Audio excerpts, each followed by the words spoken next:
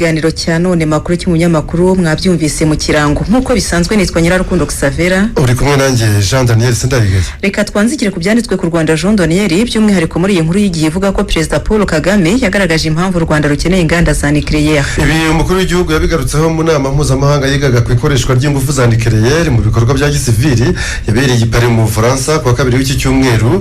Yagaragaje ko u Rwanda rukeneye inganda za nucleaire kubera ko mu myaka iri imbere ruzakenera umuriro w'amashanyarazi mwinshi. Xavera yabwiye abitabiriye iyo nama ati u Rwanda rufite intego yo kuba igihugu giteye imbere muri 2050. Ibyo kandi bisaba umuriro w'amashanyarazi mwinshi, niyo mpamvu twafashe icyemezo cyo gushyira ingufu za nucleaire imbere mu igenamigambi ryacu ry'igihe kirekire. Yasobanuye ko kugira ngo ibi bigerweho hakenewe inzego zikomeye, amategeko asobanutse n'abantu bafite ubumenyi bwo kuzitunganya no kuzikoresha, kandi ko ari wo musingi u Rwanda ruri kubaka. Perezida Kagame yasobanuye ko abanyarwanda bari kwiga ibijyanye n'ingufu za nucleaire binyuze mu bufatanye n'inzego mpuzamahanga, kandi ko amasomo ajyanye nabyo yongerewe mu yigishwa muri kaminuza y'u Rwanda. Mumvaho nshya ho banditse ko u Rwanda rwahawe kwakira inama yiga ku ngufu za nucleaire muri Afurika. Uwanditse inkuru Jean Daniel havuga yuko ikigo gishinzwe ingufu za atomike mu Rwanda aricyo cyatangaje ko u Rwanda rwahawe kwakira iyo nama nyafurika yiga ku mikoreshereze y'ingufu za nucleaire muri Afurika, aho biteganyijwe ko izanafungurwa ku mugaragaro na Perezida w'u Rwanda Paul Kagame. Iyi nama ikazabera mu mujyi wa Kigali kuva tariki 18 kugeza tariki 21 z'ukwezi kwa gatanu uyu mwaka,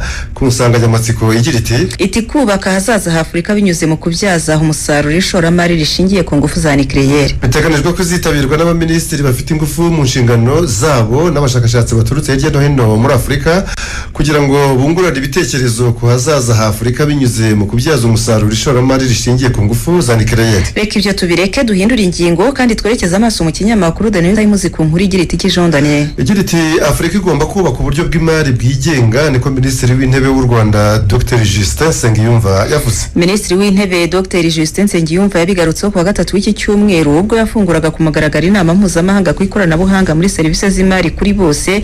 Yagaragaje ko mu Rwanda no ku isi muri rusange hakenewe kubakwa urwego rw'imari rutagira n'umwe ruheza ngo rumusige inyuma. Yasabye ibihugu bya Afurika guteza imbere sisitemu z'imari bigenzura, avuga ko ibi bizaba ingenzi ku bwigenge bw'ubukungu bw'umugabane wa Afurika mu gihe sisitemu z'imari ku isi zigenda zitera imbere. Yabwiye abitabiriye inama kandi ko ikoranabuhanga mu by'imari rishobora gufasha Afurika kuba igicumbi cy'ubucuruzi kandi ko byigaragaza. Ati amahirwe ya Afurika yo kuba igicumbi cy'ubucuruzi no guhanga ibishya ni ukuri.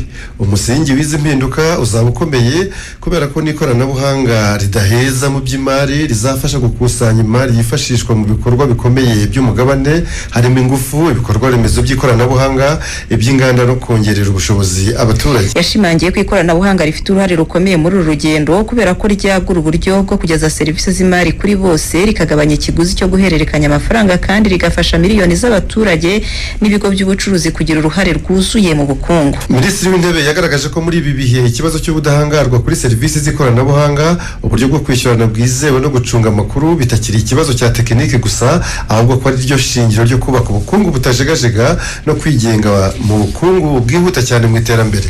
Ibi nabyo tubireke Jean Daniel. Mu kinyamakuru Hanadolu Agence batu Rwanda rwiteguye kuvanaho ingamba z'ubwirinzi rwashyizeho mu gihe Kongo Kinshasa yaba yubahirije ibikubiye mu masezerano y'amahoro ya Washington. Byavuzwe n'umukuru w'igihugu cy'u Rwanda Paul Kagame ubwo mu mpera z'icyumweru gishize yakiraga kandi agasangira ku meza n'abadiplomate bahagarariye ibihugu byabo mu Rwanda. Xavera umukuru w'igihugu yababwiye ko u Rwanda rushaka amahoro arambye kandi ko rwiteguye gukuraho ingamba z'ubwirinzi rwashyizeho mu gihe Repubulika ya Demokarasi ya Kongo yakubahiriza inshingano zayo nk'uko ziteganyijwe mu masezerano ya Washington ibihugu byombi byashyizeho umukono mu mpera z'umwaka ushize. Perezida Kagame yagaragaje ko uko iminsi ishira uburenganzira bw'igihugu n'inshingano zacyo mu guharanira umutekano wacyo n'uw'abaturage bacyo bitigeze bihinduka kuri buri gihugu, kandi ko n'u Rwanda rwakomeje kwicungira umutekano. Yakomoje ku makimbirane yo mu burasirazuba bwa Repubulika ya Demokarasi ya Kongo, yerekana ko atari mashya ahubwo amaze igihe kirekire kandi ko asa n'ayirengagizwa n'ibihugu bikomeye byakabaye bifasha mu gutanga igisubizo. Yongeye kugaragaza ko nyuma ya jenoside yakorewe abatutsi umutwe w'iterabwoba wa FDLR wacumbikiwe n'ubutegetsi bwa Repubulika Iharanira Demokarasi ya Kongo buha ubufasha, ibikoresho ndetse unashyirwa mu ngabo z'icyo gihugu, ibituma ukomeje gukora ntacyo wikanga. Perezida Paul Kagame kandi yagaragaje ko bisa naho uburyo bwo gukemura amakimbirane yo mu burasirazuba bwa Kongo usanga busa naho hari uruhande rumwe rwikorezwa umutwaro wose, kandi ko ibyo bitatanga igisubizo cy'ukuri. Yagize ati u Rwanda rushaka amahoro, ariko dushaka amahoro arambye twakubakiraho ahazaza hacu heza. Turashaka gusiga politiki mbi inyuma yacu iteka. u Rwanda rwiteguye gukuraho ingamba zarwo z'ubwirinzi mu gihe Repubulika Iharanira Demokarasi ya Kongo yujuje inshingano zayo nk'uko ziteganywa mu